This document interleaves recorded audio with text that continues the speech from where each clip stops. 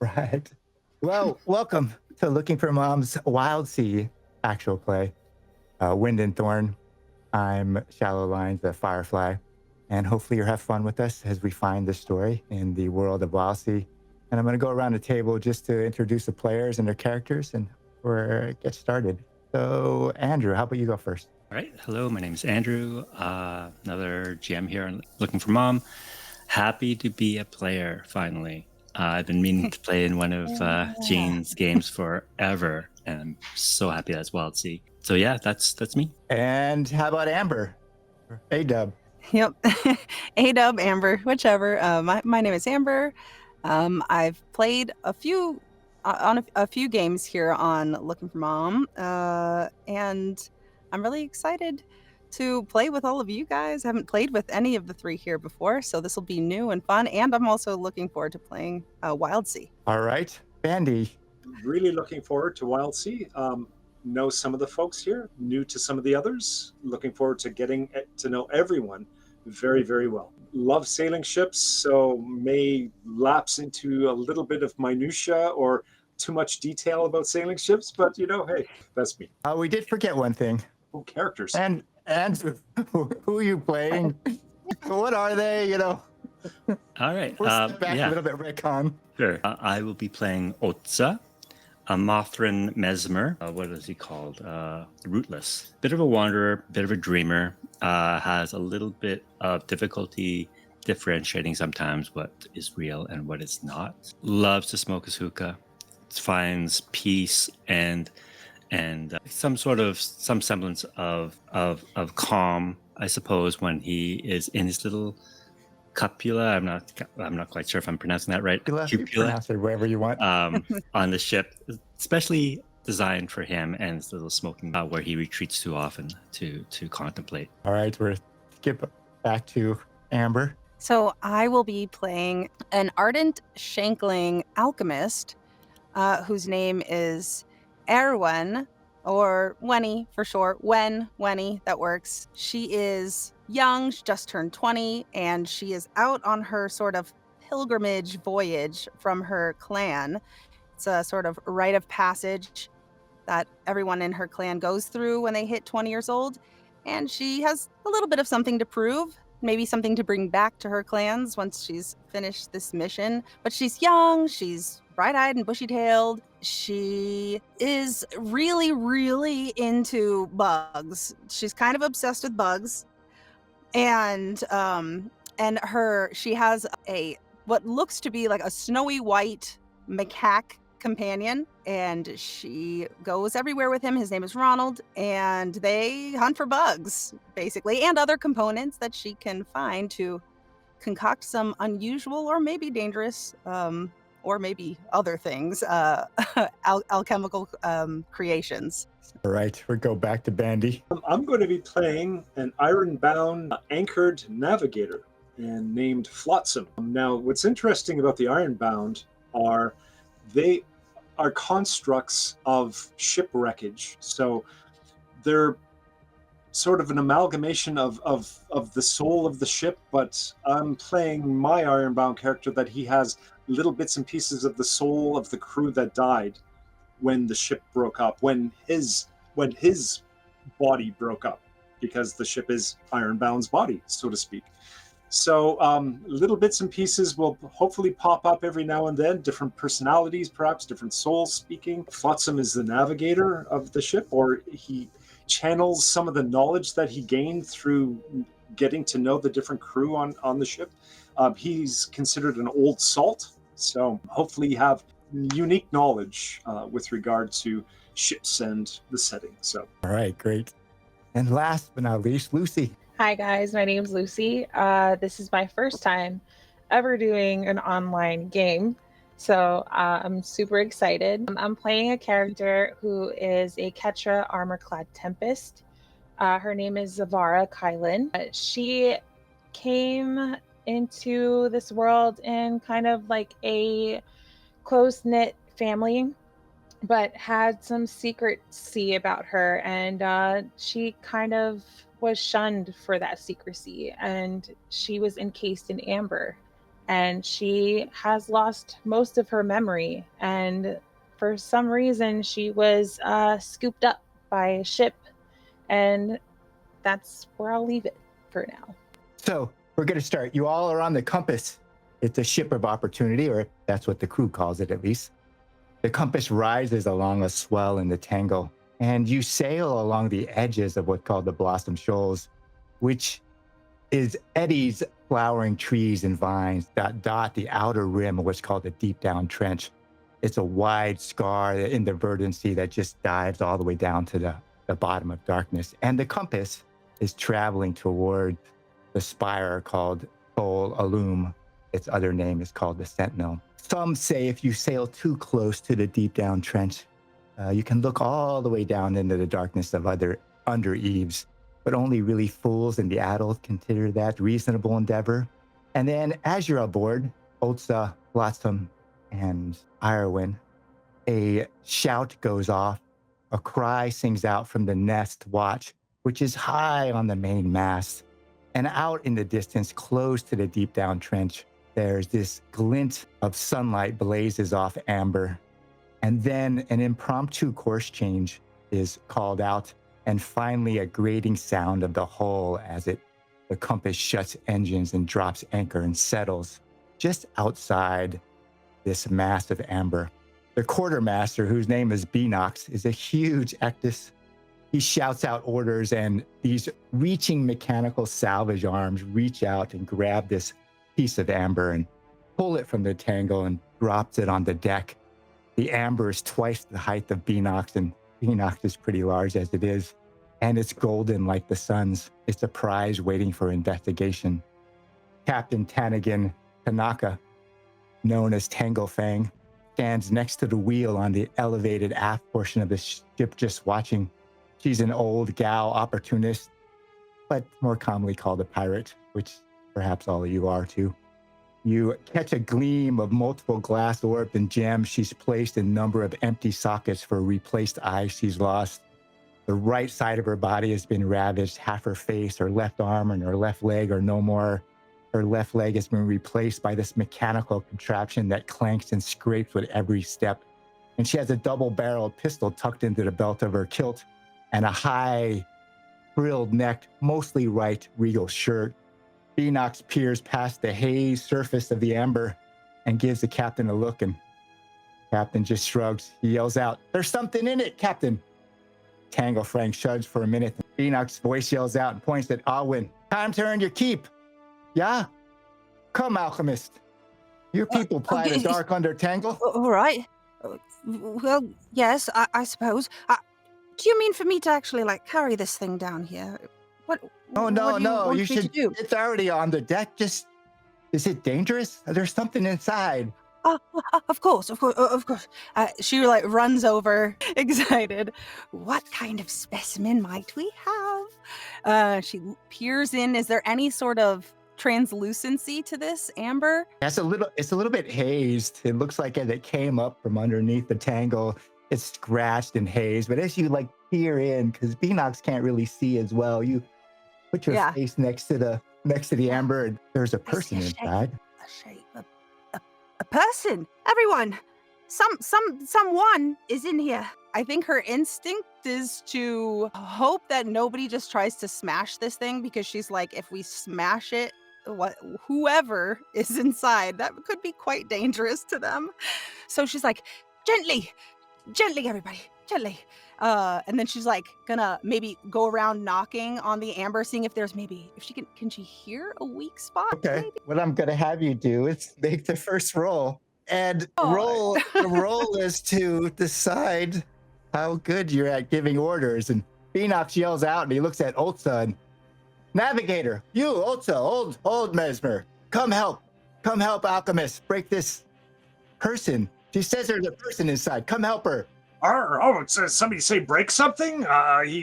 You see Flot-Sam open up the side of his barrel. He's got a porthole there, and he reaches in and pulls out a hammer.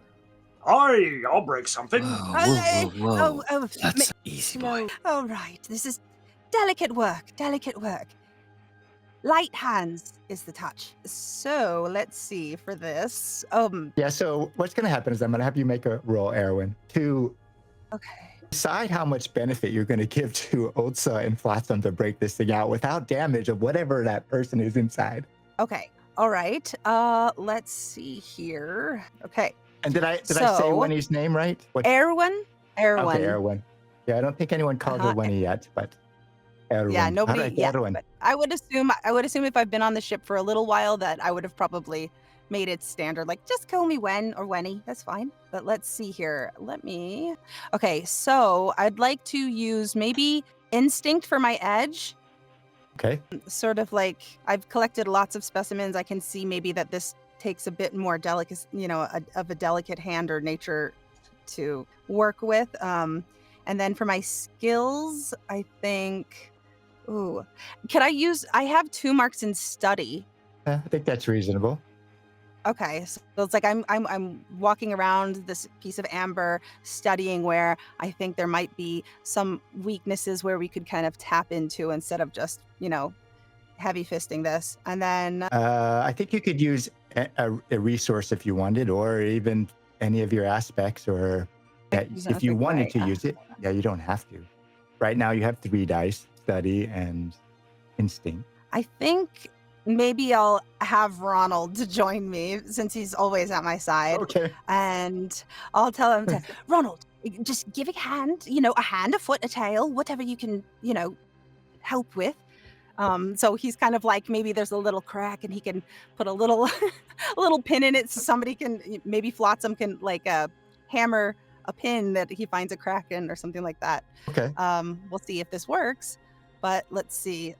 Flot-Sam steps up and says, I can help. I'll shine some light on it for you. And he has his lantern head sort of with a spotlight. Oh, I give you a helping die, so you get 1 extra die for Flot-Sam and 1 extra die for your watch. Okay, cool. So I have 1, 2, and then I have 2 marks in study. So would that be 2d6?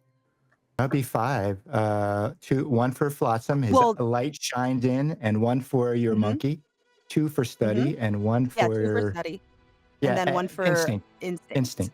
Yeah, so it'd be 5. So 5 total. Okay, awesome. Oh, wait, can you do that? Oh, yes. Okay. 1, 2, 3. Perfect. Conflict. Okay. And a twist. Oh my goodness. I have a twist. I have 2 twists. I mean, you can't really have 2 twists, but yeah, 2 5s, 2 3s, and a 1. Ooh. Conflict and a twist. So I think you do find a seam or a crack in the amber that fractures through it around this figure in multiple different areas that you're going to help guide Flot-Sam and Otz-Za as they try to free whoever's inside. As far as the twist, anyone have any ideas? I think perhaps the spot that Wenny found for us to perhaps start opening this thing is maybe not the ideal spot. Maybe it'll crack open just a part of it, but a part that will allow us access to the person inside. Like a doorway, she has to squeeze out. They have to squeeze out of, or whoever's inside has to. Anyone else? Any other twist? So I guess Ronald makes a seam or a crack within the amber, and it starts to ignite like a light from within her body. So I guess it's kind of like a warning. You'll see it start to, I guess, flash on and off, because now it's starting to open up and you trigger something within the amber. Oh. Ooh. Okay. I like it. Yeah, I like that. Like you trigger something from something inside. I think that happens just as Otz-Za and Flot-Sam are like cracking it open. It's not something you see in You just happen to have a rubber mallet. Okay, I need to bring props next session. Otz-Za and Flot-Sam, you're not going to have to make rolls for this. But narratively, what happens how do you crack that open together? Or is it just one of you? What does that look like when you crack this window or doorway into the center of the amber? I think Otz-Za's just going to be standing back. He's not really a violent kind of person. So he's going to leave all the heavy lifting for his good friend, Flot-Sam. But you will notice that he's standing there. His wings are fully extended, and all of the 7 eyes that are on his wings are just kind of focusing on what is happening here. It's kind of wide open. Ah, okay. Very good. I wouldn't say Flot-Sam is violent, but he's not subtle. So yes, he may go at the crack with some gusto, perhaps until he realizes that there's a face just beyond the crack. And at that point, maybe a little bit too much amber has come loose, and he stops suddenly. I see you make this big hit, Blossom. Otz-Za standing behind you. So is Beanox. Beanox is just shooting. He's tucked himself behind Otz-Za. Not that he's afraid, because he's just giant Ektis, but he's letting you handle it because he's the quartermaster, and he's looking over the top of Blossom and watching you as you crack open this amber. You hit it, and it just fractures.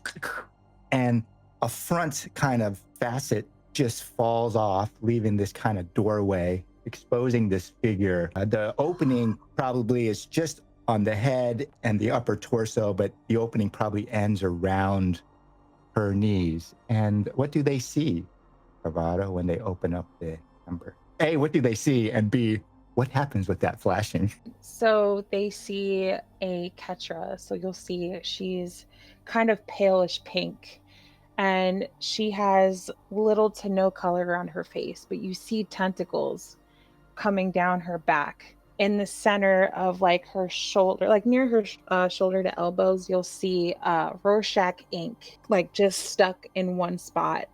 But because now her head is bare, it starts to move its way up. And then you see this glow just like vibrating from her chest. And you can see that her skin is kind of translucent, and you can see forms of like bone and maybe like coils and scattered driftwood made up her anatomy. And yeah, it's just letting out like this huge vibrating like pulse from that light. This is the first time, Zavara, you've taken a breath in quite some time. The last thing you remember really is being thrust into amber by 3 sisters of the blind. You got to hold it together. Electric force is in your body, and it's going to discharge unless you can pull it together as your eyes open up and you take a breath. So I'd like you to make a roll to see if you could hold back that power that's been dormant or just inside you, that was locked in with you with the amber, as you take this first breath, and the last thing you remember is being put in by Sisters of the Blind. Let's make this roll. I'm just standing there. Brilliant. I'm gonna go with Grace. Okay, that's good. Grace. I'm gonna try maybe Sense, just because I don't know what's going on and I'm trying to figure out where I'm at. And yeah, do I pick another one, or it's just those 2? You can pick an aspect. An aspect. Okay. You could pick a resource, what you would burn it, and you could pick. I got it. You could pick most of your aspects. Yeah. So what would you like to do? So I'll do Grace with Sense, and then one of my resources would be a gold-winged bee. Okay, here we go. Oh, conflict with, look at that. Oh my goodness. Another twist. Conflict with a twist. So what does a bee look like? Like a gold-winged bee? So normally you would think of a bee being that the WildSea has kind of consumed most of the world, right? So when I think of a gold-winged bee, I think of something that goes back to prior to the WildSea taking over, and it might have been encased with me in this amber, and it's never been released into this world yet. So I think it's of rare form. Is it alive? I don't know. Oh, okay. Maybe. I'll say yes. Yeah, it's not like a brooch or anything. It's actual a gold-winged bee that glitters out. Maybe it's the first thing that Flot-Sam sees when it cracks open this gold-winged bee. No. I think my character freaks out. She's like, get it, anybody? I see that the conflict is you're able to contain what's inside you, this lightning inside you. Almost, just almost, but not enough. It arcs out towards the bee, and then the bee kind of vibrates, and then it's like chain lightning. And it's gonna be a random discharge, really. 1 to 2 is Flot-Sam, 3 to 4 is Otz-Za, 5 to 6 is Erwin or Wenny. So let's see who has to make this. Oh, Erwin. Oh. That makes sense. Wenny is like losing her mind, she has her specimen. She has an azure winged bee as one of her specimens, and she sees this as like, this is amazing. This must be another rare find from the deep, you know. And she's jumping over head, foot, ankle, body, chest, whatever she needs to try to gently capture this thing. And I'm sure she would receive whatever sort of voltage it is creating. So I think Winnie would make a roll to avoid damage. I think the damage in this case is going to be small. It's going to be 2 marks of something, but it discharges. You see it arc out from Kavada to the bee, and then it arcs straight at you. And it discharges, this line of discharge. Mrs. Flot-Sam probably ricochets off some piece of metal. It hits Flot-Sam, but ricochets off. And so make a roll. It's really a reaction roll to avoid being hit, or see if you have damage. Then we'll get back to the twist, because we're rolling lots of twists. Okay, let's see here. I'm gonna go Grace for my edge. Skill, I will do Harvest. Okay. And How do you think Harvest works? I think it could be Flourish or Harvest, but I think, like, specifically with Harvest, maybe you might think of a crop normally, but for her, this is what she does. This is how she's lived her whole life, her childhood, up in the high canopies of the evergreen forest she grew up in, and climbing up and down the trees. She harvests any and all entomological finds, you know, she comes across. So I think she understands the delicate nature of sort of collecting these specimens. So maybe it gives you a little edge when you a little bit of instinct, but it's a little bit different. You harvest so often that you use Harvest as natural. You're just going to try to shy away from this discharge. That's reasonable. So you use Grace and Harvest. Anything else?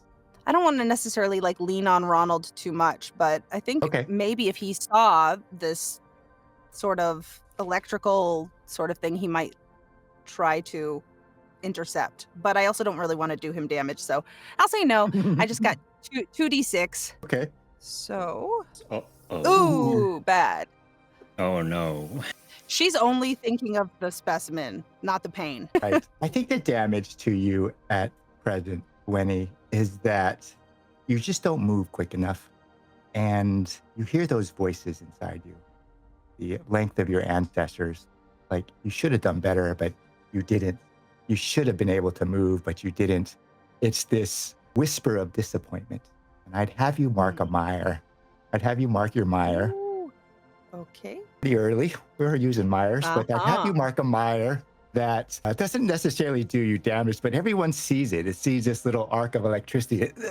It just stuns you a little bit, a little bit of a muscular spasm, and all the eyes of the crew are watching you. But really, it's those who came before you. Like, they would have done better. They wouldn't have been so eager. They would have been better than what you just did, Winnie. I think your ancestors whisper that disappointment or mark a mire. And that just means you have to kind of, it could affect what happens with you until it's healed, or until somehow you address that mire through solace or companionship or some sort of recovery. Okay. Now, as far as the twist, since we've had 2 rolls and 2 twists, and this is just going to get crazy, as Zavara takes his first breath and this chain lightning hits this golden bee that comes out and then hits Wenny and stuns her a bit. What do you think that twist is in the world? Could be anything positive, negative. Zavara, what do you think as you're opening your eyes? So I open my eyes, or like, actually, I don't have eyes. So the Rorschach ink makes its way to my face and creates eyes. Oh, that's so that's cool. It starts to form like different, like a nose and mouth and everything. I look around and I say, you pulled me from the amber. And I say, I don't know your faces. Where am I? And that's when I like turn to, I guess the first thing I see would be Otz-Za. I'm sorry. Who are you? Otz-Za, as like this chain lightning comes out, strikes the bee. By the way, actually, he doesn't care if the bee is still alive or not. But it's fine, man. It just blows. And it hits Wenny. I mean, all the eyes might have been watching Wenny and her reaction, but Otz-Za's fixated, this creature in this amber. And as soon as the lightning finishes striking, he's just going to push his way forward, maybe shove his way a little past Flot-Sam. And with his multifaceted moth-like bug eyes, he's going to stare directly into your Rorschach eyes now. As this fascinating, what manner of creature are you now? And he would like to use one of his aspects if he can. Sure. What is it? Knowing the unknown. So I would have to make a mark on one of these, on this aspect, to identify a target's secret, fear, or burn to accurately evaluate the truth of a statement. So I'd like to just mark one to understand what, because I would imagine this creature that we just pulled up just struck one of our crews, perhaps is a threat, and I need to understand what this thing is. What truth does he learn, Zavara? I think that would be a good twist. What truth does he learn? What truth does he, just looking at you, does he learn and see in your Rorschach ink as it swirls around your body? Nothing that you say, but what truth does Otz-Za learn about you that you can't hide? So being that she, has really no memory at this point, her Rorschach ink starts to make an image of a tower right here on her chest. And in that tower, it shows it cracks in half. And the Rorschach starts to spill, and it just shows that there's something that happened to her specifically within this tower, but she has no recollection, but the Rorschach holds that memory. So you see that, and maybe the background of where she grew up, maybe some cities or some kind of family member within that ink as well. As Otz-Za sees this beautiful display of ink kind of crossing your body, making this image, he's going to turn back. Flot-Sam, we must save this creature. Hurry. Release her. Oh, Flot-Sam at the sight of the lightning kind of starts freaking out a little bit and goes, "Storm! Storm!" and he runs off. He's gone. Sorry. There's probably a reason for that. There's a reason for that. I almost picture Lost in Space, the danger, Will Robinson, danger. Just spinning in circles. Also, Flot-Sam leaves. He backs up and stumbles out beside himself, really. All right. Well, as Otz-Za watches Flot-Sam run away, his gaze will fall upon Erwin. And new person, perhaps you can assist me here in freeing this creature. Well, of course. Let me put this specimen. Did we say that I collected this golden winged bee? I think the golden winged bee is attached to Kavara. You could try to catch it, but it's going to okay. So in my attempt to get it, then I got with the lightning. And okay, cool. Right. Good to know. It arced from Kavara to the bee, and then from the bee to you, in this chain, ping, ping, like a hop, skipping across. Do I each of see you. that it's sort of attached to her in this way? In this sort of You don't see an attachment energetic after the lightning dissipates. It's just that if you go to reach it, the bee recedes back towards Kavara or hovers above her head as she's in amber, may even land on the top of the amber that's still in pieces and that sort of thing. I think that Zavara had no idea that the lightning was ignited, but she kind of felt a gravitational pull to this winged bee. This is something I know and I need to keep. And it might have shocked you while you were getting it. And it just recoils back to me in the amber. I think her head goes immediately as she follows this bee back to the original source. And she, looks up at Otz-Za, who's called her for help. And, well, of course, the most remarkable specimen, I suppose. So she, runs over to this person that, and absolutely, do you have any tools? Does it look like, you said the front half of it split off, right? I think Otz-Za and Wenny could pull her out. It's just that the amber cracked down to just below her. You're still kind of tight in there, but you could probably reach in and eke her out. Okay. Get her out. I think before she does that, she takes out like a huge magnifying glass, and she just starts like she's less than an inch from your face, from every bit of you, which is just like looking over. Remarkable. Oh, okay. Maybe you that side and I'll this side, and we pull at the same time, she says to Otz-Za. Then she looks at this being here, and do you want our help? Can you talk? Are you alive? I am. Where Ah, where are we? well, we're on a ship A ship. on the WildSea.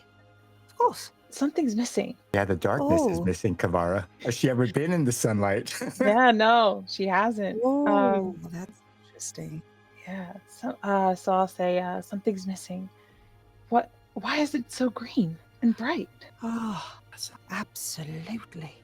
Where's my I'm guessing sister? you've been there a long time. Maybe What? we fill you in once we get you out? Would you like to get out of this shell? Yes. Okay, come then.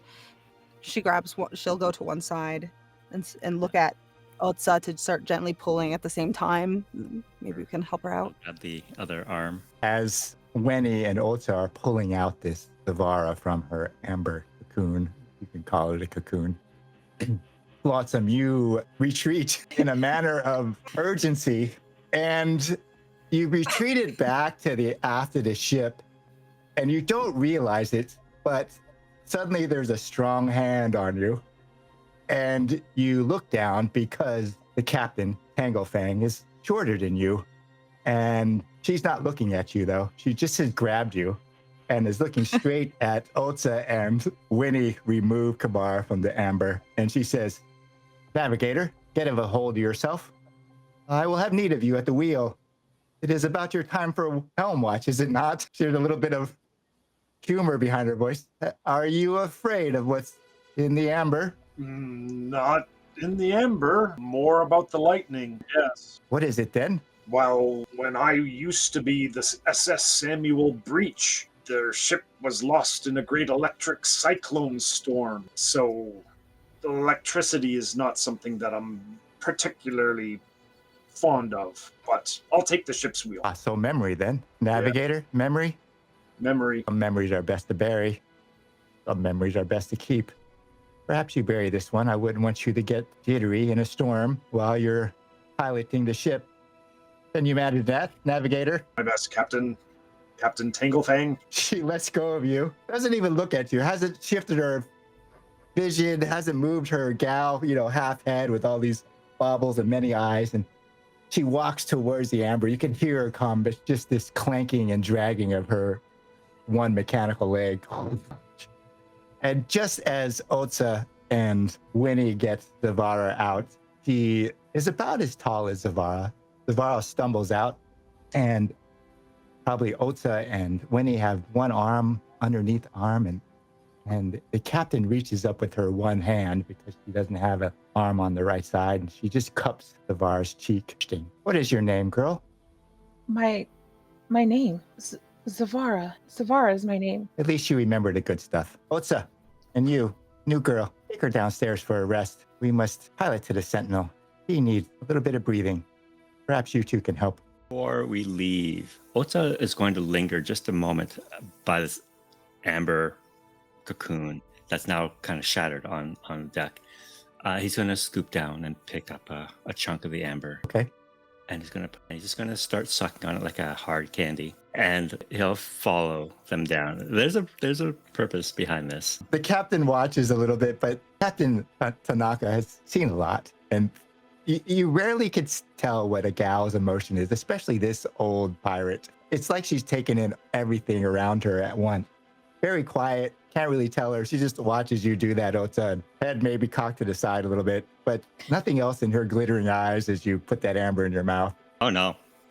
Yeah, he'll just turn to you with his bug eyes and all his little googly eyes on his wings, just kind of going a little crazy, and just hear it crunch you down into the amber. Once we're below deck, though, I think the effects of that amber eating is going to kick in, and he's going to use it as a shard of dream-soaked ambers. By consuming a specimen, I can experience a thought or memory from a nearby individual. No way. That's so cool. Okay, we'll do that in a second. I think you're going to be a writer on a memory here that's going to come up, a little flashback, and I think you will consume that memory, however that works out, as you and Wenny take Zavara below decks. She's probably weak.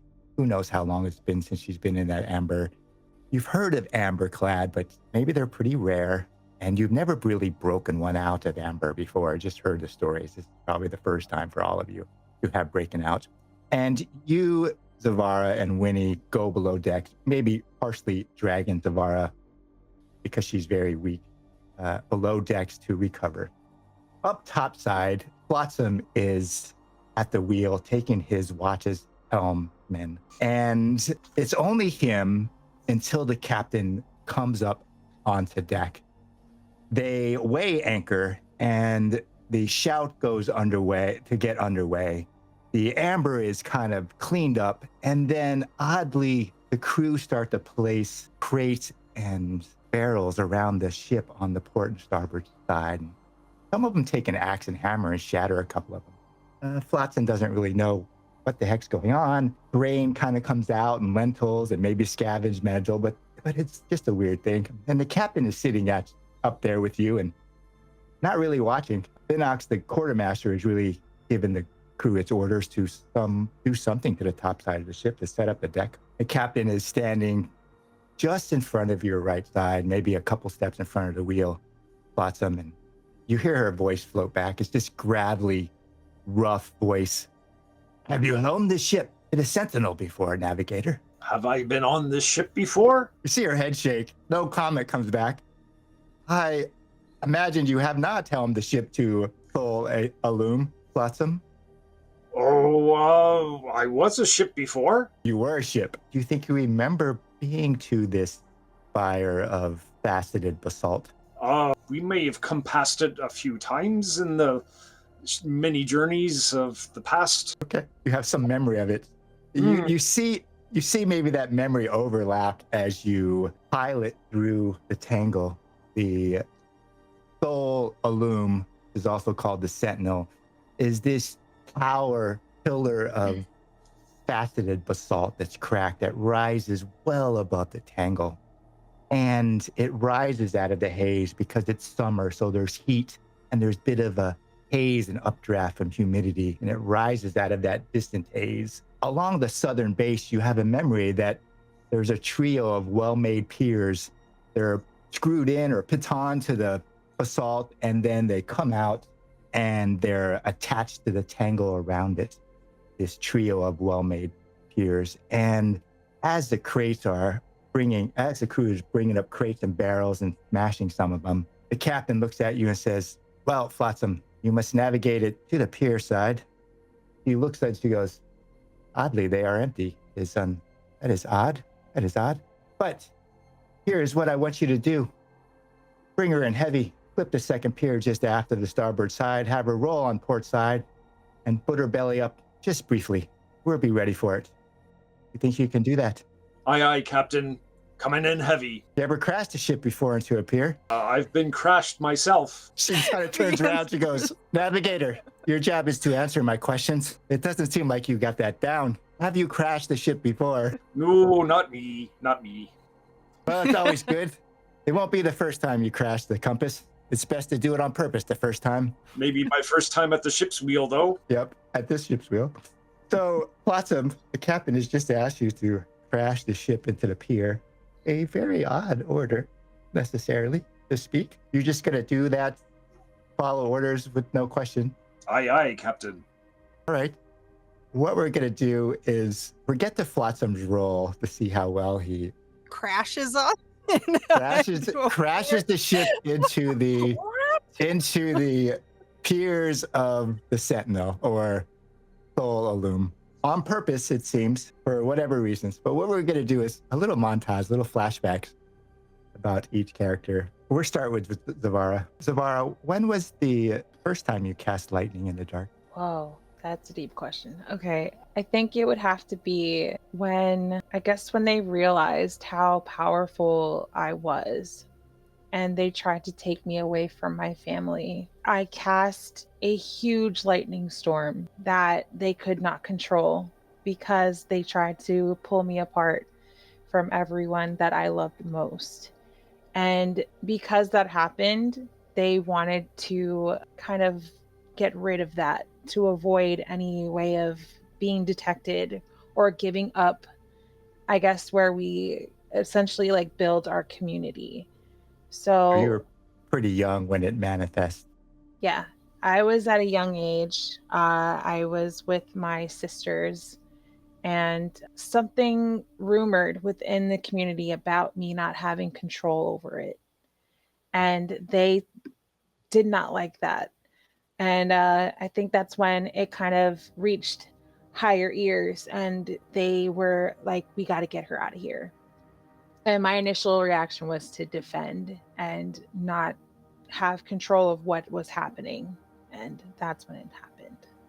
I think you were really young. I think as Wenny and Otz-Za are dragging you down to the below deck for recovery, this is the first memory that bubbles up in you, this reliving your youth. You were really young. I think your mother had seen it, little cracklings of energy when you're tiny. She tried to protect you, to tell you not to do it, not to practice. But perhaps you acted anyways. And you're back in that deep darkness, the place of your birth, where your community is in the undereaves. What does it smell like? What is your memory of that? If I remember, it smells really damp and cold. If you were to overwater a plant and take the dirt and kind of smell that, that's what you would smell, like mold. But yet like a subtle hint of like, I guess like a sweet cherry blossom smell that would hit you every so often when the wind blew in the right direction. But most of the time it was very very dead down there. Okay. They called your brightness, they called your lightning the brightness, or at least your mother did, and your sisters. Keep the brightness at bay. Don't bring it out. Zavara, don't practice, but you still practiced. Maybe because it was something that smelled different than that damp place, that place without light. Where was that seeker face? How far away was it from the community? We weren't that far. We kind of made fort in like nearby caves, but it wasn't somewhere that was isolated. But we definitely were a ways apart from like where normal society would be within that community. Otz-Za, what color are your eyes? My physical eyes are black, but the eyes on my wings are red with black pupils. Okay.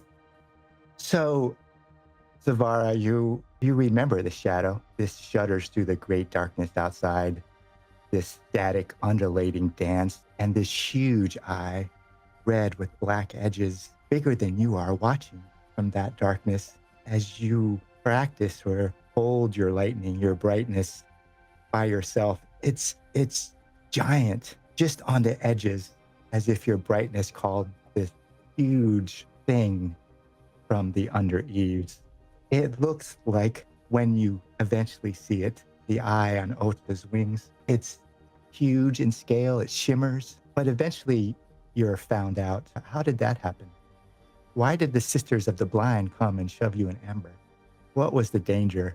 The danger was becoming something more powerful than they could have expected. And they didn't want to have their, I guess, to be sold out. They wanted to keep within the darkness. And being that I was so bright and wouldn't listen to my mom, they knew that it was a bad idea to keep me there. Sure, you fought for a little bit. Yeah.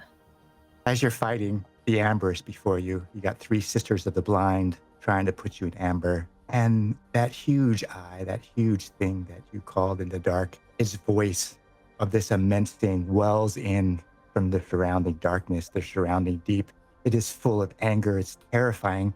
It's going to crush everything but you. It's going to save you from harm. This bright thing it found in the darkness, it will destroy everything you have before you. And you just feel it shudder through you as you're standing there fighting the Sisters of the Blind from shoving you in amber. And it just wells up inside you. I come. What happened? I don't remember.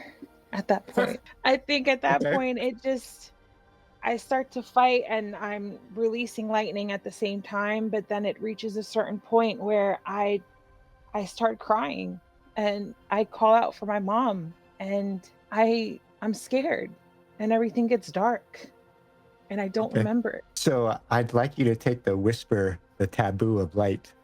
Whoa. Cool. Otz-Za, you're there, and you Pick know up on this these thing. memories. Yeah, I think Zavara's remembering this as you're dragging her down to the below decks to recover.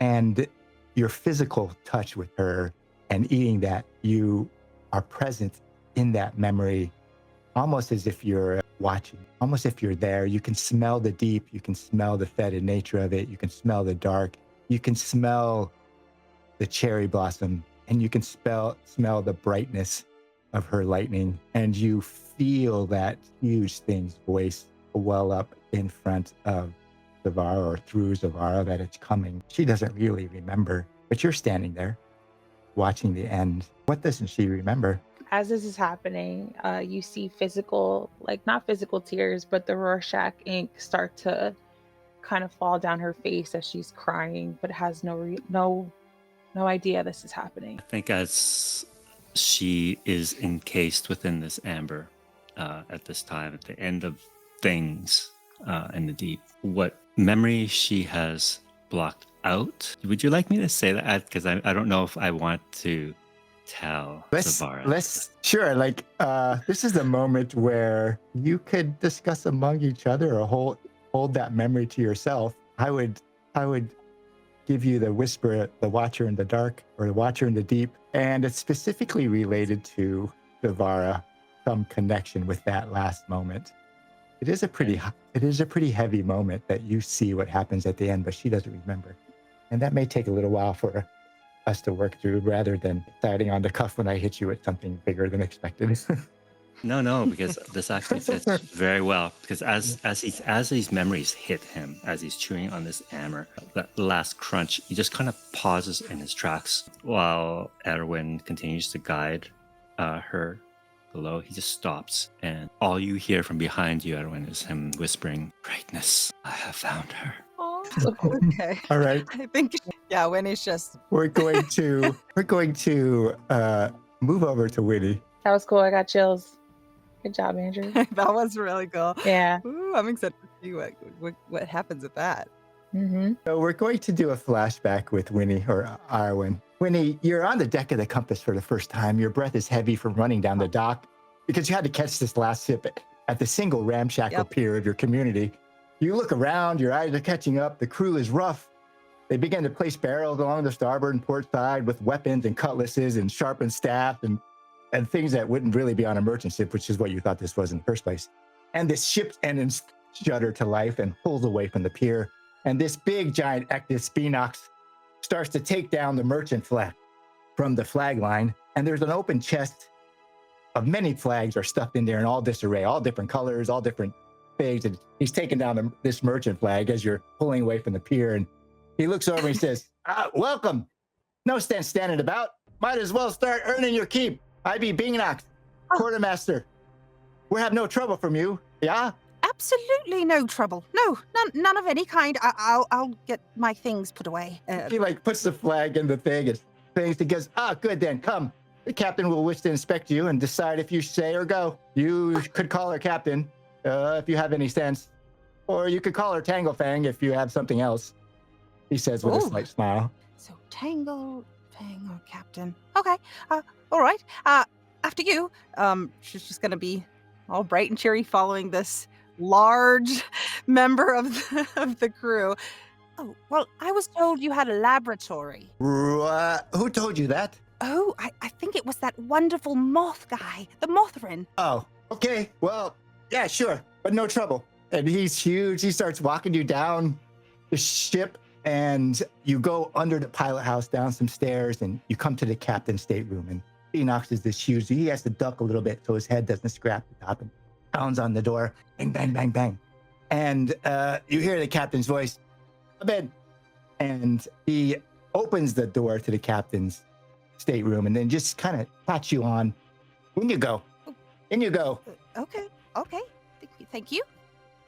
And he looks at the captain and he gives this little shrug, like, oh, and he slowly closes the door behind you. And you see the captain for the first time, Captain Tanaka, and she's just broken gal. You know, you see the many places where she had eyes, but are now have little pieces of glass or gems. And you see that she has no right arm and part of her right face is gone. You can't really see her mechanical leg. She's sitting back in her captain's chair, and she has one of the rig ferrets. And so the ship has these rig ferrets that tie ropes and tie lines and run around. They're a gang on the ship. And she has a pregnant rig ferret in her lap, upside down, legs up, and she's just scratching its big pregnant tummy. And she has a double-barrel pistol that's cocked open on her deck. And she looks up you and she goes, "Seemed like you were in a hurry down the pier. What is your name? Oh, well. Why is that?" My name is Erwin. But you can call me Wenny. That's fine. Of the Greenbows. Anywho, it's my youth right. So I'm here. So, and I was told this was a merchant ship. So, well, here I am on my voyage. Pleasure. There's no emotion. She goes, "You think this is a merchant ship, Sailor Wenny?" Sailor? Oh, yeah. Well, I was told that it was some sort of trading vessel and that you guys had a laboratory for me, available for use, of course, because I am an alchemist.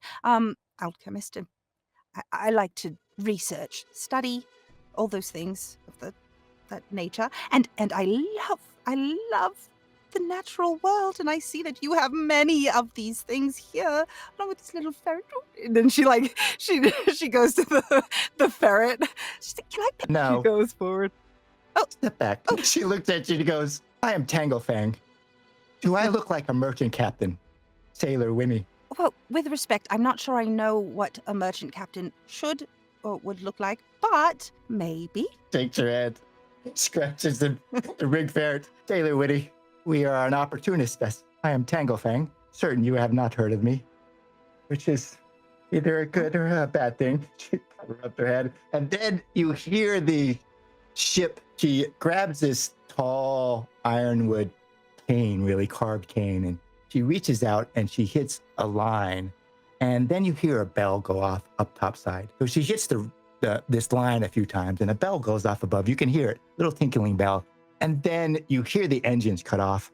The anchor is set and you lurch forward a little bit as the compass comes to a complete stop. He waits for a minute, a little bit of a second or two. "Sailor Wenny, I will give you two choices.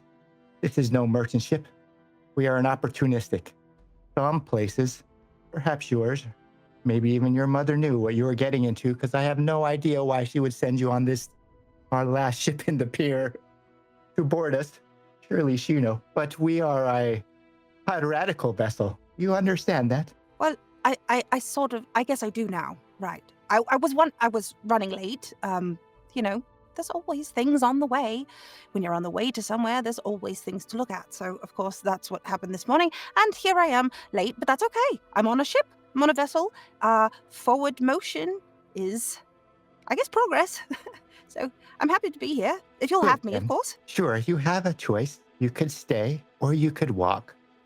The choice must be yours. I press no one in the service. I take no one by force. If you stay, and you are of the compass, invariably, you are mine. If you wish not to Sure. stay on a vessel such as us, then you can disembark. It is only an hour walk across the Tangle back to your community. Oh, no. I couldn't actually do that. That would really be bad. Really bad. So I can't go back. Once I've left for my youth friend, I really can't go backwards. So on we go. Is that Mothryn fellow a crew member? Yes, you should track him down and have him show you where the laboratory is. Fascinating.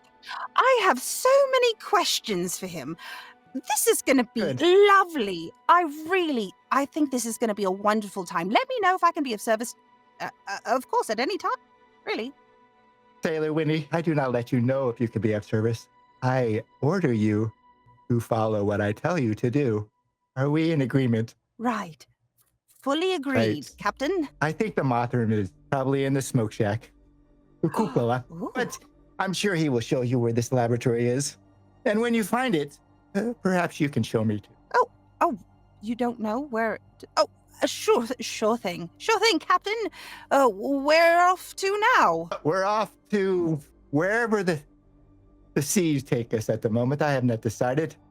Along the Blossom Shoals, you will find your own berth. Enox will show you where you can sleep, some sort of hammock. Okay. You will probably be in the farthest, lowest forward part of the ship as a new sailor. It is hot there, but I'm sure you'll be fine. Hot. Okay. I'm used to the cold, really, but I can get used to it. That's fine. The captain is just kind of going, you are dismissed. Oh, right. Well, see you when you call. Enox. Right. She yells out, Beanox. He looks at it, he goes, yes, Captain. Would you take this sailor and show her where she could be berthed? Can you explain we do not salute and we are a pirate vessel again? I think she might need more encouragement. Right, yo. She doesn't salute this time. She's really holding it back. She thinks why wouldn't you salute? Of course that's what you do on a ship. But no. So she just, all right. I'll see you in the galley. And then she turns around and she follows Beanox. Yeah, I think the captain doesn't smile all that often. Nor does she laugh, really, given how long she's been a pirate. But I think Wenny gets to her a little bit. There's a bit of brightness in her eyes, this wonder of, this is just going to be terrible. And now I got to take care of this sailor. And she's still rubbing her, die quickly. rubbing the left side of her face, as you walk out. We're going to fade out and go to Otz-Za. Otz-Za, you're in the cupola. The cupola has smoke hours, but half the crew have lost their privilege because of poor spark control. I mean, to be honest, if you can't maintain your spark control, then you have no business in being in the cupola. The cupola is this little round bell housing that hangs off the kind of aft end of the ship, and it's metal lined, and it has these oblique air vents everywhere, and a fire curtain. So you go through the doors and close it, and there's this fire curtain. You can't really see into it. And then once the doors are closed, you go through the fire curtain. Smoke. It's a fairly rare thing. But most of the time, the ship pretends that it's something else, like a diving bell. It tells when it hits port, and they ask about it. No, that's our diving bell when we go deep for salvage. But it's really a smoke pit. It's, the cupola. And the captain has her own hours because doesn't necessarily want to be in the cupola with others, with those she may have to discipline. But you haven't lost your smoke privileges, and you're in the cupola. What does Otz-Za usually smoke? He smokes from a glass hookah, and the scent of jasmine is prevalent when he does smoke, and he's quite proficient at blowing smoke rings. So when he's in this room, you'll often see smoke shaped in the wildest patterns. It could be a rendition of the scenery that they're passing by on Blossom Shoals. It could be a mountain range.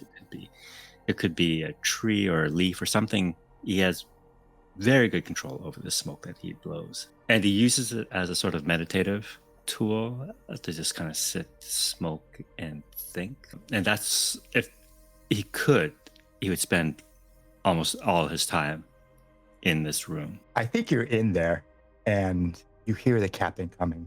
You can't mistake when TangleFang is out and about because she makes a lot of noise with that mechanical leg of hers. And you hear her coming towards the cupola, but you have no time to get out. You're maybe just a quarter of the way or halfway into a good smoke, and that would be a terrible thing to waste. And then you hear the airlock open, and she comes in and closes the door, and you can't see her because she's behind the fire curtain. And then the fire curtain is parted and the captain comes in. Now, the cupola is small. There's two benches that face each other, but when you're sitting there with more than one person or two people or four people, your legs are like jigsaw together because that's how close the bench is there. She looks down at you and she goes, "Stay, Mesmer, stay." And she takes a seat on the bench from across from you, and your knees are alternating with hers. Well, one knee, the other one's mechanical. And she looks at you and she goes, "What are you smoking, Mesmer? Smells like jasmine leaf. Southern? Eastern? Which part? Where did you acquire?" Captain. Southern. She takes out some papers. You got some spare? Of course, Captain. And he'll She's, reach into a small pouch and pull out his weed. she puts it in and rolls it herself, like hand rolled, you know. It's kind of fat and short because she's doing it with one hand, you know. She doesn't have a right hand. She's very deft at it. You watch her do it with one hand, like you're like, wow, that's pretty I good. wouldn't dare offer that help. Right. And then she lights up, you know, and she's sitting there with this kind of fat, short, one hand rolled cigarette. And she looks at you and she says, Mesmer, I have been watching you. You are old and been around for quite some time. I have heard of you, your travels, or something of the nature. It is part of my job. What is it you really seek? When he says this, you can see all the eyes on his wings just kind of focus in on her for a briefest moment and then just kind of turn away and almost like shut. Oh, Captain, thank you first for bringing me aboard this wonderful vessel. I will earn my keep and guide your way as best I can. Although your navigator does seem competent, I suspect he has some quirks that perhaps could use my assistance every now and then. About what I seek. Yeah, she snorts. Like, it's like she's choking on a drag. Like, you can't drop. Like, it's halfway in and you go, oh, really, Mesmer? You seek truth? You're prepared to be disappointed then? No, then. Nothing in this world could disappoint me. Oh, like, you see her head tip back. She takes a really long drag from her hand-rolled cigarette. Well then, perhaps we hold to the code and we perform a trade between you and I. You give me one thing, I will give you another. What is it that you seek? Oh, no. If we trade, then I will give you the answer. But for the answer, you will give me your loyalty, regardless of what may happen, in a moment that I need it. Ponders that for a moment and says, of course, anything else would be treasonous. But then hold to the code or expect worse, yes? That's all anyone can ask of themselves. You will hold to the code. I have your loyalty at a moment that I need. No questions, no reservations, no quandary.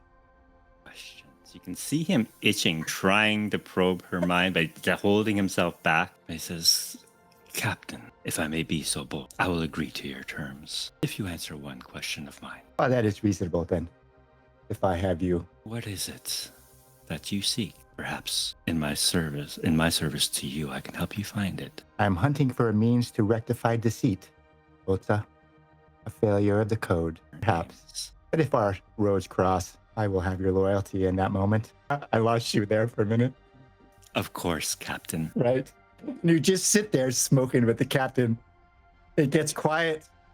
There's two old salts, really, in the cupola. No one comes to bother you. And she's one of those that doesn't hasten through a smoke. She takes her time, enjoys it. She doesn't quite nearly make anything of smoke like you do. Hers is just exhale, one after another, just simple. And she waits until she's done and then smokes it down to its nub, puts it out because there's a long trough on the side that has water. She puts it out in the trough and she stands up, doesn't say anything to you, so just looks at you, nods, and leaves the cupola. As she leaves, Otz-Za will just exhale a long stream of smoke, and it will be a ferret kind of dancing around the cupola. And I give you the captain's secret. We're going to go back to Flot-Sam before he rolls to crash the ship into the piers. And I think after Flot-Sam, we'll take a little bit of a break and come back and have him make that roll to see how he crashes into the Sentinel coast. Flot-Sam, you are in the dark, somewhere deep, somewhere down. You have a memory of descent, of falling into darkness, a different type of crash. It's chaos. Your awareness begins at this point. You were a ship and now you're not at a particular point. And as your awareness begins in this deep, dark place, you feel your crew suffer and it's lost. Others are hacking their way through your body, through the side of it. The captain is shoved in the corner, broken, just as you are, really, as you're coming into awareness, not as a ship, but at eventually what you're going to be, these little parts of you. You're connected to the captain, though. The captain has been connected to you from the first time they step on boards, and you hear their voice float into you, this feeling, really. It's not a sound. It's more of a feeling of their voice. as you're coming to your awareness. I am sorry, Samuel Beach.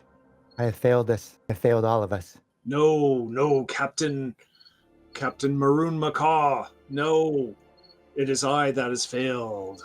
My timbers could not hold back the tangle. The electricity broke my arms, my sails and masts.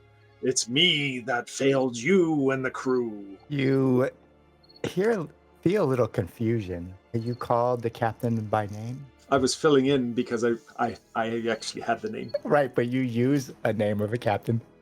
Captain Macaw. Captain McCall. There's a little confusion when you say Captain McCall. A little pause and then a question, really. Will you take them topside? Will you take their memories if I give you to you? I give part of myself. Would you like to walk the tangle, Samuel Breach? I will take you forward. I will find the reason why this electric cyclone takes the lives of our sailors and crew. How many crew were on the Samuel Breach? Oh, at least 30, 40 and more. You don't remember why you crashed aside from the electric storm? Only a vague memory of traveling in unknown territory. Was it your fault, USS Samuel Breach? It was my fault. I was not strong enough. That's what you feel, Flot-Sam. Yes, he carries that guilt. There's a black moment where things fade. You're torn asunder. Pieces of the Samuel Breach, pieces of something, are rising up out of the tangle, coalescing in what will be Flot-Sam. And you rise up out of the tangle. You're kind of cradled in branches of the upper limbs. What does Flot-Sam remember first? He remembers the tangle pushing, shoving him back up, like coughing phlegm up from deep within, floating. And then the eye of the storm was around, yet the ship came through the eye of the storm. It was Captain TangleFang, who saw the wreckage and thought, "Oh, loot, booty," and started gathering pieces up. And at that moment, my coalescence of the different spirits pulled together and became Flot-Sam, out of the Flot-Sam of the Samuel Breach. You wake up in the hold of the compass, or somewhere, perhaps Port Garland with the pirate port. You're a mishmash of salvage that suddenly has meaning, consciousness. Sentience, yes. Or when do you start hearing the voices? Immediately. They're always there. Flot-Sam doesn't sleep. He just has moments of this voice, that voice saying, "Do this, do that. This is not the right way to do that. You need to turn over here. We've been there before." Yeah, the odd thing is that Captain McCaw's voice isn't there. Neither is the voice that's from the deep. You have trouble remembering that voice, but you just had the voice of the crew with you, and the officers and the gangs, and maybe if there were other things like rig ferrets, you have their voices, but you don't have Captain McCaw's voice, or any captain's voice really inside you. How does Flot-Sam feel about that? No captain in charge. Like a piece is missing. A piece that I need to find. You're standing behind a wheel with TangleFang just to the right of you, and you feel that crash. You feel that sinking into the depths. You feel the death of your crew. You feel the shuddering of your hull. You feel other things hacking into it. You feel the fight and the harm and the loss. And then you hear TangleFang's voice crash you into the second pier. Flot-Sam, just clip right past the starboard side, roll her onto port, and sidle us up to the edge. Ready? Going in heavy, Captain, heavy. Does it give you pause at all? That memory of other crash inside you, and you're taking a ship that's something you once were, something that you were harmed in the past. Does anything settle? Any voice come forward as you're piloting into the edge of the piers on the Sentinel? Sense of duty that the captain knows best. Oh, you have a captain now. Her name Yeah. is TangleFang. You do what TangleFang says. Roger that. What we'll do is have you make your roll, and then we'll take a little break. So you're going to roll to crash the ship in the side of the central pier, and depending on your roll, will determine what the rest of the crew. As you start coming in closer and coming in heavy, a shout goes out to man your quarters, batten down and grab ropes, and you look behind you and you see all the crew is like got ropes looked out of them, and they're all like holding on to the gunnels. They're all ready. Some of them are laying flat. Like they all know what's going to happen somehow, but Blossom really didn't, because Phoenix has just given the order for the crew to settle in and prepare for a heavy landing. And I'm going to have Flotsam make a roll to see how good he is at heavy landing. So, going to use iron as my edge of force, determination, and willpower to follow the captain's rules or captain's orders. So now the window pops up. I don't want to submit yet. I have other skills that I would like to bring in, which is break, smash, and demolish. So I just click on that. Yep. And any aspect or resource? Or... Good to thought. No aspects fit. So if I use a resource, it's gone though, correct? Yeah, if you use salvage or a chart, yeah, you eat it up. Yeah, you eat it up. Yes, chart's not appropriate in this moment. I'm just going to leave it at that then. Okay. Help. You get no help. No one's on deck with you. They're all below deck. All by myself. Right. Here we go. Got this. My goodness. Let's see. What, we got another twist? Let's see. Another twist. Another Conflict twist. with Sounds the like twist. We should added make a twist. song. All right. All we've been rolling tonight. I see what happens as you clip the second middle pier of the Sentinel. What conflict arises? What goes awry in this moment? Flotsam, what happens? How does he succeed but creates danger or conflict? I'm thinking Flotsam hears the voice of the ship. Okay. I And love that. instead of going in heavy, he goes in perhaps a little too soft. Oh, okay. And spares some of the whalebone, which would have normally been battered against the pier, yet still accomplishes the captain's orders. Yeah, I think the conflict is the ship or some connection you develop in that moment as you're going to steer it into the side, and a bit of doubt. Perhaps you mark the mire. There are moments where control seems unfamiliar. And I think part of the conflict is the captain knows. The captain sees you turn just at the wrong time, and instead of hitting the side, you veer off a little bit so the starboard side just scrapes down the central pier. Instead of doing what she wanted was to hit the pier and belly over a little bit and pivot, making it look far worse, you jolt it at the last minute when that voice of the ship comes in, and you don't accomplish quite what the captain wanted, and she knows. She doesn't say anything. She actually says, "Well done, Navigator, for the first try. Well done." But you can just tell the captain knows it, right?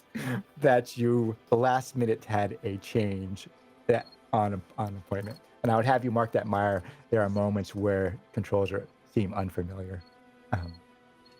And then we'll take a break, get something to drink, 5 minutes. Think about the twist. Think about what happens when he fails. Well, he doesn't fail. He does hit the pier heavy. It's just not as heavy as the captain wanted it for whatever reason, which will make some things worse. But think about a twist, and we'll come back about 5 minutes. All right. So, Flotsam, you twist this wheel at the last moment. The ship makes this little skip, and then it just crashes into this middle pier and grates all the way down. The captain is just standing there and looks back at you and says what she says. Good job. But you could tell that she knows that you didn't do exactly what you had planned, or that at the last moment you had made a change. Do you say anything, or you just let it go? TangleFang looks back. Yeah, I think so. She looks back at you, Navigator, says, "Navigator, good job. Fair. I expected more, but good job nonetheless." I'll do a little shrug. Okay. She yells out, "Binox, deal with the port authority. I go below decks." She looks at Blossom. "You come with me. Aye, Captain. Now, below decks, in the meantime, because this took a little while, Zavara and Otz-Za and Wenny, in those hours that she's recovering, what do you think happens between the three of them? I think the entire time I'd probably be a little too much for anybody down there. Like hopping around frantically. Do you mind if I could study you? Do you mind if I look here? What does this do? Oh, that's interesting. Like all over the place with her notebook out, pen in hand, sort of scribbling as many notes as she can, observing this person, but also kind of specimen. And yeah, I think. What did you say your name was? My name, Yes. Zavara. Zavara. Oh, what an interesting name. I wonder what the etymology is. Zavara. Oh, well, my name is Wen. You can call me Wenny. That's whatever you like, really. How long were you in the Amber? I don't really remember. It's foggy. I don't know. Let's see here.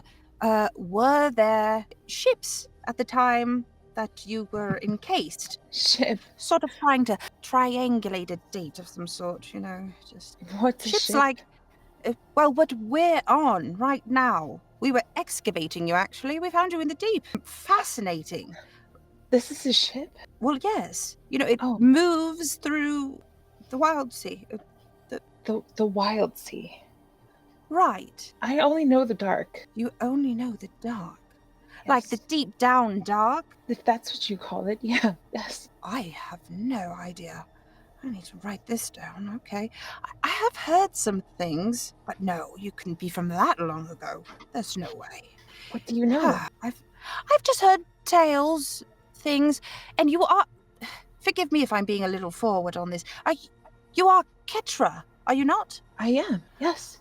Fascinating. A Ketra, an Amberclad Ketra, found from the deep down, excavated upon a ship. You don't remember where... Do you remember where you're from?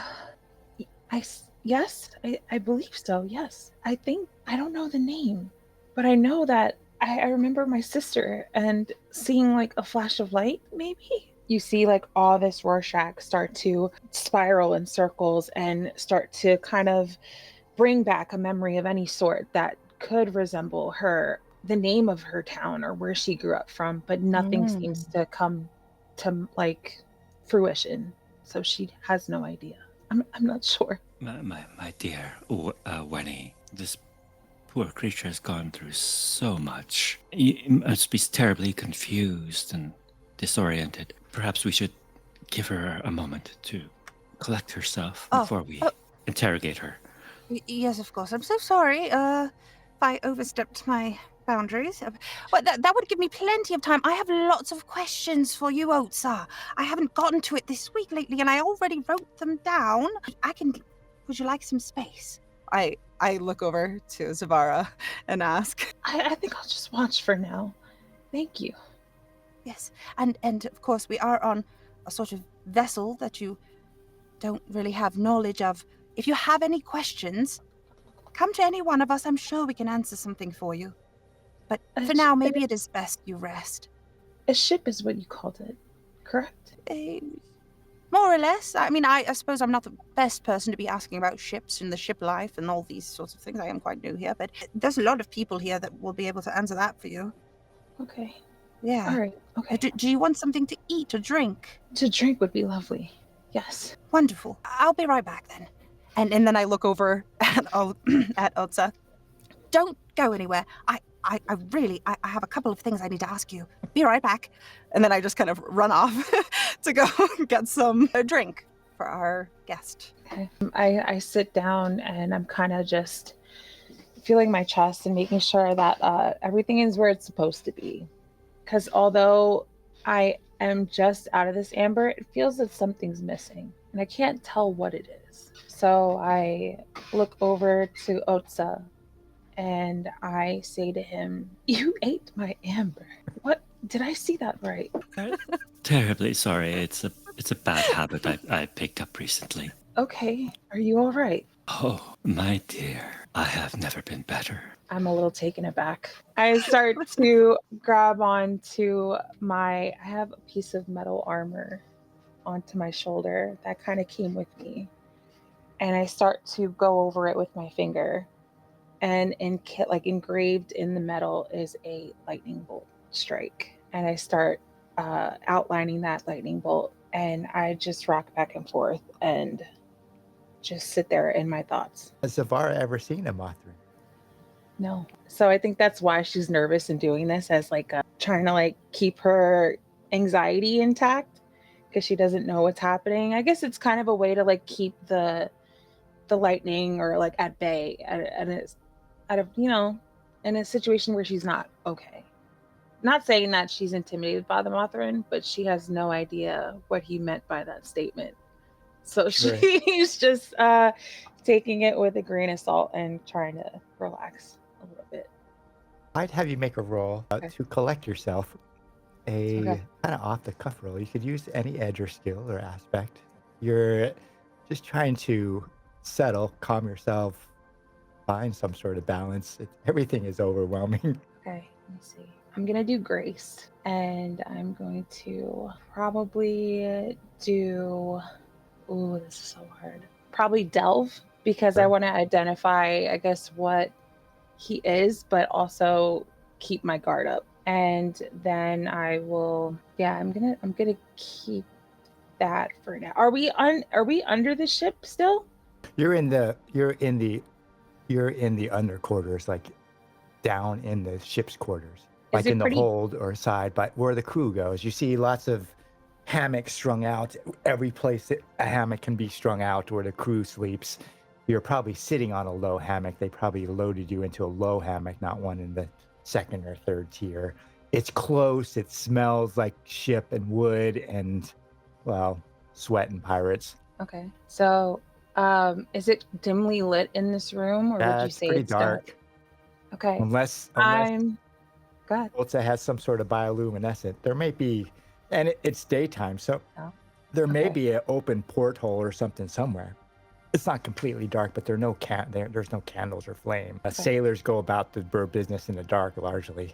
Okay, I'm going to use Grace, Delve, and Whispers in the Dark as my aspect. So while in a dimly lit or unlit area, mark to learn a secret from the darkness once. Okay. All right, Grace. And that would be 1d? One dice per advantage? Okay. Mm-hmm. Got it. Nice. Triumph. What a twist. What these twists of power. All right. I don't think we had a twist yet, a non-twist yet. A non-twist. Yeah. So obviously you collect yourself. Otz-Za, maybe there's songs of other people, or you remember a song of the things above, the space above, sunlight, that sort of thing. Things that the Sisters of the Blind have shunned, or their belief. And you see Otz-Za not as an enemy or something to fear, but as something you've heard of in stories. In fact, you probably hear songs of other things. Now, there are probably songs and stories that are not allowed. Maybe your mother shared them with your sisters, or although she tried to protect you, she wasn't someone who walked the branch and tangle and darkness like lots of other people. She didn't fall in shape with the Sisters of the Blind or the religion or those who were in charge. Maybe she did tell you stories that were essentially not allowed or burned or forgotten. Unspoken. Right, about this other place, this place of brightness, like you have brightness inside you, this other place above. And you learn about different things like Otz-Za and Mothryn, and maybe not about Flot-Sam, but that sort of thing. Mm-hmm. And so he's no longer seems fearful, I think, in your triumph. You collect yourself, you find a sense of balance, even if you can't remember. Or maybe you do. Maybe the names of your sisters return to you in that moment. And you hear their laughter and it settles you a bit. You catch your breath. You find a piece of yourself in solace. Do you remember the names of your sisters? So my youngest would be Lily. My oldest sister would be, I'm trying to think, Felicia. Okay. And maybe you hear their laughter just in a moment of need, and you're feeling threatened or uncertain. Otz-Za's hard to take. There's so many things. His wings are big, his eyes are big, and then you hear them. Just a brief snippet of them, both Lily and Felicia, back there inside you. You remember their faces. Maybe they're hovered over you as you bring lightning in your brightness to bay, and it lights up their face. You could see them like they're looking into a candlelight. And you take a breath, find balance. What is it you want to know from the darkness? Whispers in the dark allows you to learn a secret from the darkness. What does she want to know? What else does she learn when she hears the voices, laughter of her sister, or sees the brightness of their faces illuminated by a little sparkle of her lightning? I want to know if they're alive. Yeah, I think. Go ahead. No, go ahead. Yeah, I think that laughter is real. I think that laughter seeps through the dark spaces and shadows. I think as you collect yourself in the darkness and your ink blots and Rorschach tattoos and ink starts to coalesce, I think that at first you think it's a memory, but I think that that laughter somehow transits through the shadows, and you know that your sisters are alive in the Undereaves, in the place that you were put into amber. You don't know how old they are, but you know they're alive. Wow. So I guess I snap out of it and I look up at Otz-Za and I say, "Did you hear that? Or what? I think my sisters are alive. I have no idea. We need to go now." And I get up and I start to I hand my hand out to Otz-Za and see if he'll join me, and going up top deck of the ship, just to see where we are now that I guess we've kind of crashed into something. I think you're halfway up the stairwell when Flot-Sam crashes into the side. I'm like, I think Wenny comes around the corner too, and she just doesn't have time. She's not good. She's not solid-footed on the ship at all. She's so comfortable up in the tree bows, but in the bows, but no, here. Right.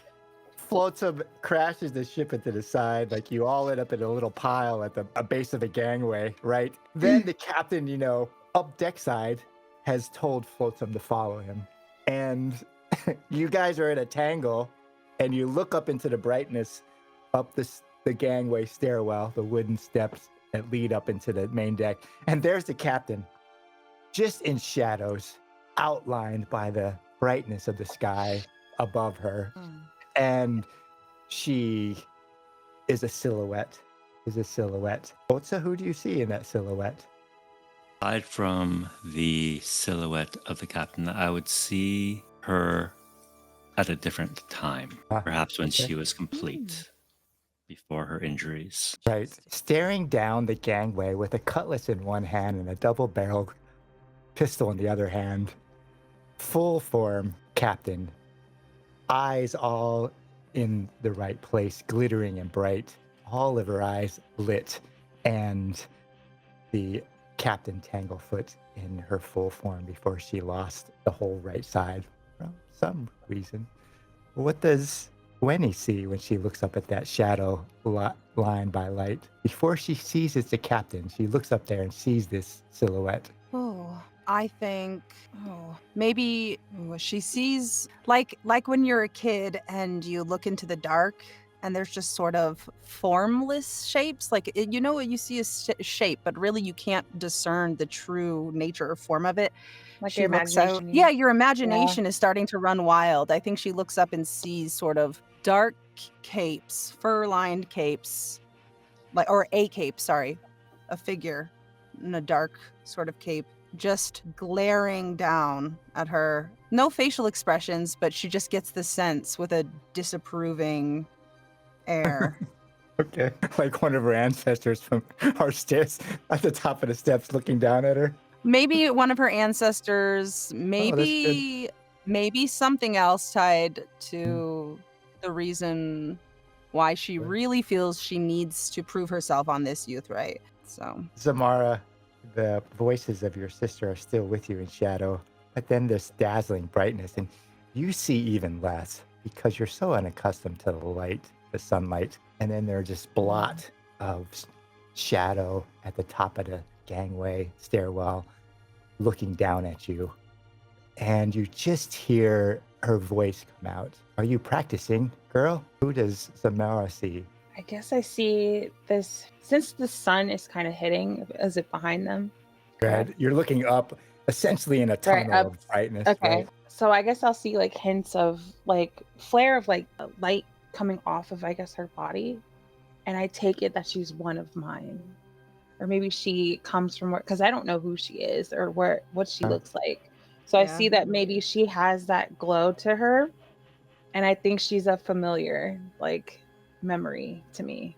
Okay. TangleFang shakes her head a little bit and descends the stairwell. Flot-Sam, you're behind her, and she stands. You're all probably still on the floor in a gaggle, really, in this small area. And Mesmer, come with me and bring this one. She points at Wenny and the new girl. You three come with me and Flot-Sam to my stateroom. And she walks off into the darkness. Are we supposed Right, to Captain. follow? Captain. Ship captain. Ships have captains, right? So they're kind of rude, and they tell everybody what to do, and you don't really see them do a lot, but you assume they do Job a lot. description, rude. Is she a leader? Yes, of a sort, I suppose. Yeah, of the crew here, at least. Right. Don't worry, Brightness. You'll be fine. Am I Right. crew? Is she crew? No, I suppose. I look to anybody else, really. Well, is she then? I'm not the newest anymore. Okay. Also, can I just say really quick in this moment, the idea that I had for the twist for Flot-Sam, I was thinking it might be cool.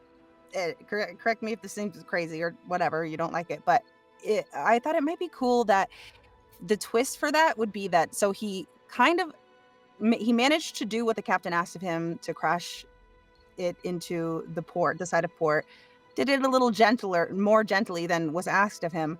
But in that moment, like he explained, he did it gently because of sort of maybe, did you say you heard a voice, or you like? Not so much a voice, but Mhm. but the ship itself, a communion with the ship. So the ship has its own spirit, but you have to be in tune with the ship, of course. And so captains are always, and that was the first time I felt that with another ship. And I think so for the twist I want to pitch is that you now, after this odd circumstance, now suddenly feel a sort of baseline connection, or, in tuneness, like you almost sensorially like feel the ship. Like you can maybe you just have a slightest sense on the edges of your perception that, like, there's people on the bow, or there's maybe even just the captain, since she's like the closest thing connected to this ship outside of maybe you at this point. Like you maybe know, you have a sense of her presence on the ship, through the ship, like you somehow mysteriously sense that something more than I don't know. I just thought it would be a cool idea. No, yes. Developing this connection. Yeah. Yeah, exactly. Maybe you get a one-time use resource related to Ooh. that. Like, There is an aspect, or like a resource. Or we can go with resource instead. Yeah. right. So, because it's like a one-time use resource you could use In crisis. in crisis with the ship, or something related to the ship. And it's just a matter of what to call it. Besides that connection. I'll find it in the book, in the players, or in the guide, and run it would be something like, born the same, or born of the same wood, or born of the same hull, or holes Bone, alike, or yeah. something like that. Something of it's a resource Like a blood and gear. bone or something. Yeah, gear or because the ship something. is made But out we of could- bone. Yeah, one-time use, like you've made this connection. So you all follow the captain into her stateroom, and she sits behind her desk. She takes out her double-barrel pistol and sets it down. He gives you a once-over, and he finally looks at Otz-Za, Mesmer, Navigator, because they've been on the board for a while. We have come to the Sentinel, Thol Alum. You are to go to shore. See if you find this work legit or less than show. Maybe some truth or whisperings or information. Take this one with you. She points to Me. Please, Otz-Za, take Wenny with you. I think she needs some fresh air. And you get a sense that the captain is like, I need some peace and quiet. But, she needs time off the ship. But Right. we need a job. We need intel and information. That is why we're pierside. Although oddly, it is empty here, which it should not be. Never seen the Sentinel appears empty, but only some are going off. The rest of the crew, they will do R&R, and we will find a job, a duty, something lucrative. We have repairs to make. She looks over just a little at Flot-Sam. It's an odd sort of look, like, we have repairs to make. Oh, by the way, we crashed a ship on the pier, but you don't know that Flot-Sam did that on purpose. You just know that you crashed the ship. We have repairs to make now, and we need a good job, legit or otherwise. And then she turns to Zavara, and she pauses. Her eyes kind of stray to Zavara. She goes, and she says, "Do not know where you are bound, or why the Tangle coughed you up. I have no idea how long you were in that amber, but I don't press anyone into service or into obligation. So this is your chance. Go with them into the Sentinel. Go ashore. Learn what life may be outside amber, and decide, stay or return. Few get such favorable circumstances given to them by one such as I, and it's better for you to make the choice." Okay, Captain. Exactly. Yeah, oh, sorry. No, go ahead. You're fine. I'm just gonna. Captain, do we have a stipend? Start to look really awkward. You are Very serious about this. you are dismissed. Oh, okay. Out you go. Navigator. Yes, I, Take Captain. them ashore. Yeah, Captain, yes, I know. Take the landlubbers ashore. Right. You leave her stateroom because it has been ordered. And once Wenny said something about a stipend, oh goodness. And also, you're the last to leave, and you hear the captain's voice float towards you, just low enough because you're the last person in the room, almost about ready to step through and close the door. And you hear her say, "Eyes open, Mesmer, eyes open. We're merchants, yeah? Some will know us. Some will come with words." He'll turn briefly, just to flash his wings, and all the eyes will fly open. Always, Captain. Good then. Close the door, please. And don't bring Wenny back. Sailor Wenny. Don't bring Sailor Wenny back until tomorrow. The ship is crashed into the middle pier. It's kind of buckled a little bit sideways. You see Beanox. Oddly, this huge Ectus has his arm around what looks like another person, which is actually the port authority. He's dressed up as the port authority, and he sees you guys, and he steers the port authority away from you around to all the broken crates and barrels that are spilling grain and stuff. And he's giving this really long story about being attacked by pirates and how they're just merchants and how they had lost the rudder and they need to fix their saw prow. And he's really sorry about hitting their pier. And you can see all the other crew are just kind of like fading into the dark, like listening with little smiles on their faces, like, "Yeah, right, we crashed into the pier." Mm-hmm. As you go down the gangplank, and Beanox is telling this tale of woe and mayhem, this poor merchant vessel. The captain never comes up topside once the port authority is, and you leave to walk down to the pier into Thol Alum, or the Sentinel, and we will pick it up there next time. Hopefully you had fun. I had a lot of fun. You guys.